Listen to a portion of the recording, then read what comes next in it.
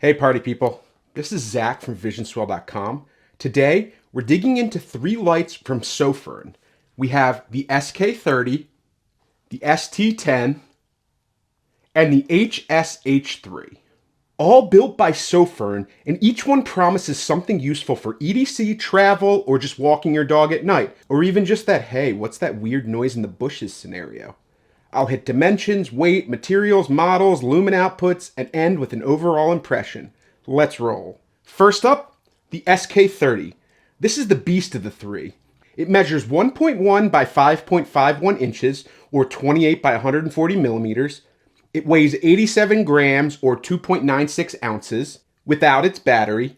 It's made from AL6061T6 aluminum alloy, and a lumen output of up to 3,000 and a beam throw of up to 392 meters in one test. If we take a look at the outside here, you can see it has this nice knurling on the handle. Makes it feel really good in the hand, feels really grippy. It's heavy, but not too heavy.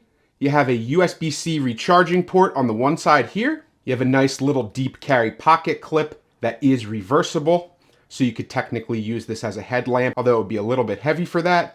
The back end has two lanyard holes, or you could attach it to a keychain, and it has two activation buttons, one that turns the flashlight on, and the other one that allows you to switch the lumen levels. I really like these nice rubber buttons, and it's also really nice to have those functions split so that you don't have to do like weird holding, double pressing, triple pressing things to get to the different lumen levels. As far as its light modes, if you turn it on, you have eco, low, medium, high, and then you can double click for turbo. And then if you hold the button that changes the lumen levels, it goes into strobe mode. So you have a lot of different options here, and then if you want to turn it on or off, you just use this button here.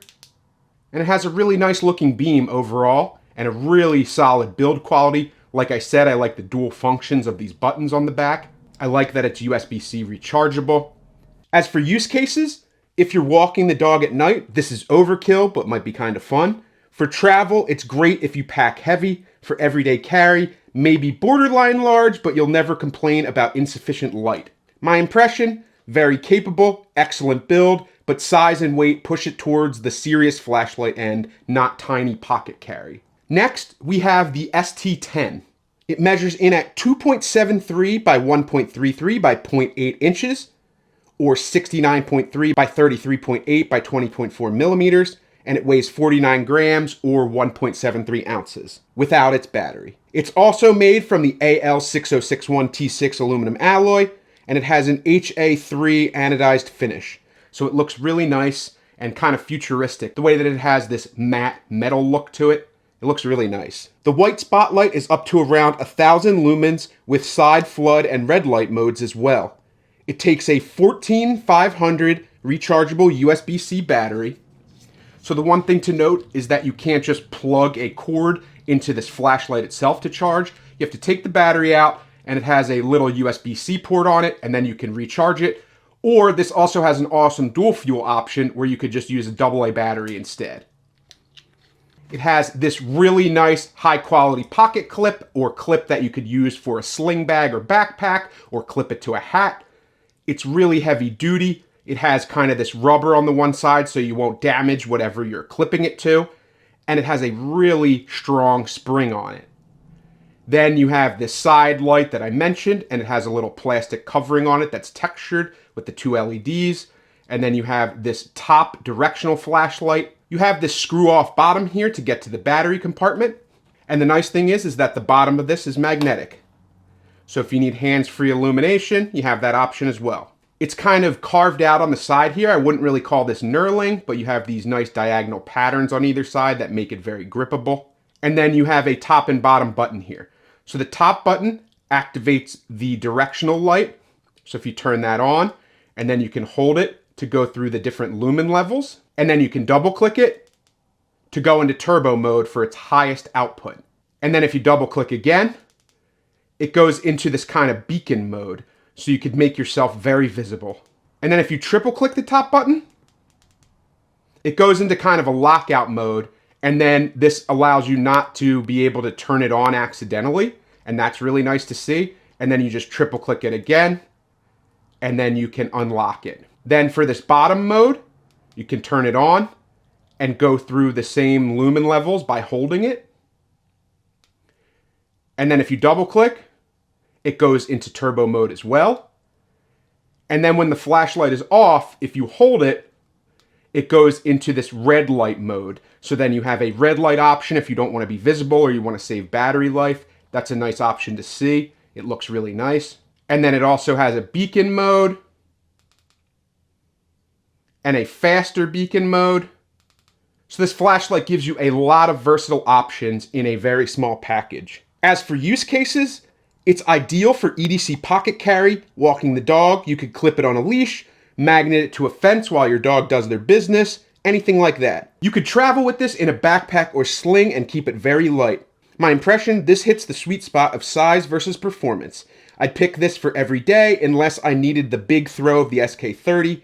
The build feels really solid. The controls feel rather intuitive, which is nice to see on a flashlight because sometimes it can be overly complicated. If you're a minimalist, this one wins for both functionality and unobtrusive carry. Finally, we have the HSH3. The build quality is just as good as these other Sofirn flashlights. It's also made from an aluminum alloy. It has a 3200 lumen max output. It measures in at 1.11 by 1.16 by 4.78 inches, or 28.3 by 29.4 by 121.5 millimeters. It weighs 81 grams or 2.86 ounces without its batteries. And it's this really nice headlamp. So what's cool about this is you can use it as a headlamp or just a regular flashlight. So if I unclip it from the head strap, you can see that you can also take the included pocket clip here, and it's reversible, so you could use it as a headlamp or just put it in your pocket, and you can just clip that here. And then you have the ability to use this as just a regular flashlight. And it has just really simple operation. So it's just a dial on the top. It doesn't have any buttons to click through or anything. So you turn it on once and you have this little red light. Again, it's good for saving battery or if you don't want to be visible when you're out at night. Then you have just its lowest light mode here, and that gives you a lot of throw. You have this medium mode here, and that gives you a nice throw and looks really nice. And then you have its kind of highest or turbo mode at the top if you need a ton of illumination. See the way that it's overexposing the camera here? It gives you a ton of light to work with. I really like the functionality of this flashlight because it makes it really easy to switch between these different modes. It doesn't give you a whole lot of versatility in terms of the options it has, but that doesn't really matter for me in a flashlight. I honestly prefer them to be simple, and a lot of times I avoid the ones that are overly complicated, so this is a good option.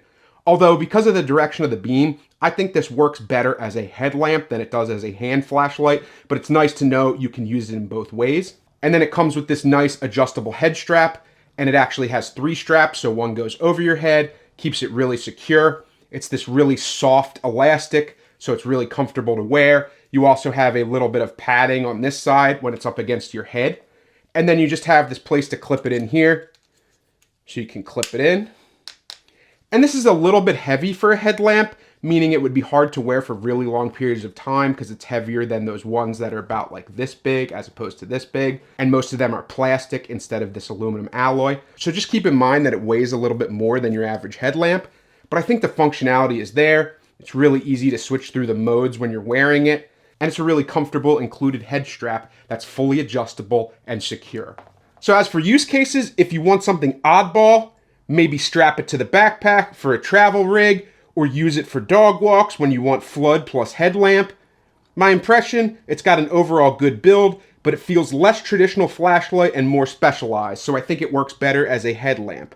So if you want versatility and standard carry, maybe pick one of the other two, but value is strong if you like multi-use and you really need a nice quality, very highly illuminating headlamp. So to summarize, the SK30, big, powerful, premium build. If you're okay with size and want serious throw, go for it.